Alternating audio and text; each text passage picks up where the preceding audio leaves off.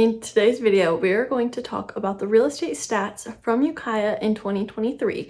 We're going to dive deep into the average sold price each month of the year to the days on market, if it's a buyer's market or a seller's market, and how neutral that's been, and get into the overall and some of my predictions for 2024. Hello, my name is Kasie Gray. I'm a realtor, broker associate, and a mother, and I love helping people love where they live.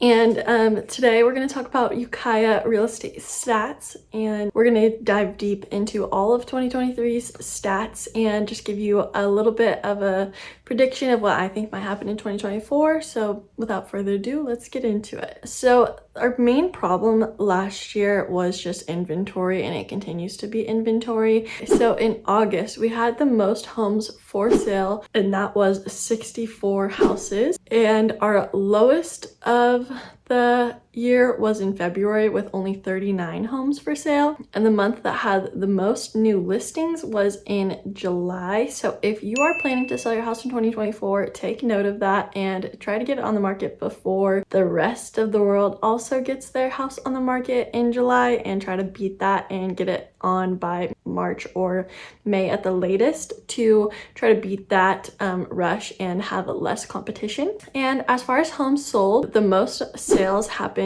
in October, which was 21 sales in a month, and then the lowest amount of sales was in April with only 8 sales. And that's probably because I was giving birth, and so there wasn't someone out there just selling all the houses. I'm just kidding. That's a joke, but it's funny. But it didn't. And to get into the average pricing, our highest average list price month was December with an average list price of $967,000, and our average lowest price point month was September with our average list price being $824,000. And then the average sold price was pretty steady between like $380 and $460, except for 1 month in July we had our average sold price was $625,000, and then our lowest sold price was in January of 2023, which is a surprising stat, and that was $384,000. And so with a small area like Ukiah, this is just stats for Ukiah, not even like Ukiah and surrounding. So if you have one higher price point sale versus none, then your average sold price is going to vary, obviously, but it is also interesting how our active price is almost double what our average sold prices. So just kind of keep that in mind. If you are listing a house in the higher end, it is very important that you price it properly, get an agent that's going to market it well so that you put your best foot forward and can get it sold quick, because as you can see, these houses sit on the market for longer. And on to our average days on the market. So we saw everything from 50 days on the market to 118, 53 days being our lowest in April, and then 118 days being our longest in October, which is also when we had the most sales. So kind of keep that in mind. Those houses that were on the market for 118 days went on in July, June, and we're sitting there until the kind of competition softened. So if you are putting your property on in June or July, you can expect for it to be on there longer and probably not make as much versus if you were to put it on the market in the spring. So keep that in mind when you're planning to sell your house in 2024. Okay, and so now on to our last and final stat. If you have any questions about your specific area, your house price point, feel free to reach out to me at any time or visit my website to get a free market analysis.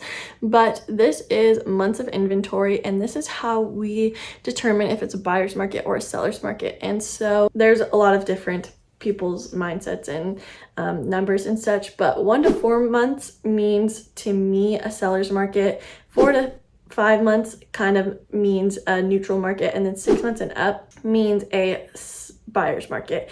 And so what this means is how many houses were for sale, how many were sold, and you take that number, throw it in a mixing pot, mix it around, and that's how we get mixed months of inventory. And that's like if no new houses came on the market, how long would it take to sell all of those houses? And that's the months of inventory that we would have left. And so obviously the less inventory, the more competitive it is, and it is a seller's market. And then the more inventory we have, less competitive it is, and the absorption rate isn't as high. Our lowest months of inventory was 2.8, and that was both in March and October. And our highest months of inventory was 6.6, and that was in May. So that's when we had the most inventory. The amount of houses for sale was 59, and we had only 9 sold. So we would have about 6 months left of inventory, and that was like when it was the most buyer-y market of the year.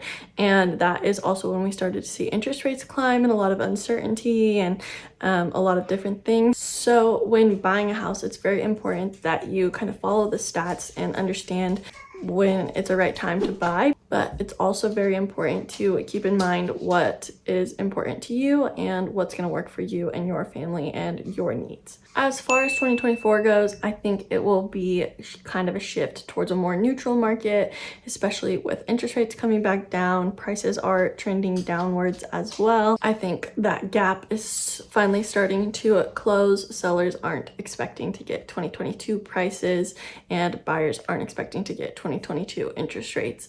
And one of the big things that I think is going to be concerning is affordability. You know, the average mortgage used to be around $2,000 after taxes and insurance and everything, and that now is looking at much higher. It's closer to $4,000, especially depending on how much someone's putting down. So it's important to meet with a mortgage lender to understand your budget, even what you can start saving to put away for, you know, a nest egg, an emergency fund, for your down payment savings, and kind of just be aware that costs are rising. I mean, it's about $2,000 to rent a house anyways, so I mean we can expect to see that go up, but it's just unfortunate for the first-time home buyer who would like to kind of keep that payment similar to what it would be like if they were renting. If you have any questions about buying or selling in 2024, please reach out to me. I'm always available and happy to give advice, even if that advice is don't do it right now. I am always here and available. So I think that this market in Ukiah definitely allows some opportunities for both buyers and sellers, and especially sellers that are looking to buy a bigger home or move up. Now's the time where you can get that contingent property offer accepted, and having an agent that does that frequently is very important to have on your side so that you can navigate that tough transaction and transition. Thanks so much, and I am so thankful that you're here, and I'll see you in the next video.